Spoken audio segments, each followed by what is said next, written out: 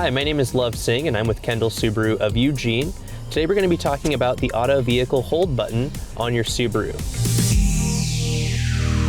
A lot of people don't know about AVH. Auto vehicle hold is a system where the vehicle will actually hold the brake for you anytime you come to a complete stop, allowing you to have less fatigue over long drives. So let's say we're in stop and go traffic and we've been getting a bit tired. We can turn on auto vehicle hold down here on the Forester, and it'll actually allow the vehicle to hold the brake for us anytime we come to a complete stop with full braking pressure, and it will resume moving once we apply gas pressure. If you have a newer Subaru and you don't see the AVH button right here on the center console, it may be in your vehicle settings. You can go to Settings, Vehicle Settings, and then AVH should be listed a few columns below.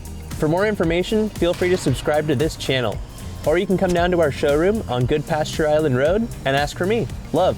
Or you can check out our website at kendallsubaruonline.com. Kendall, let's start something great.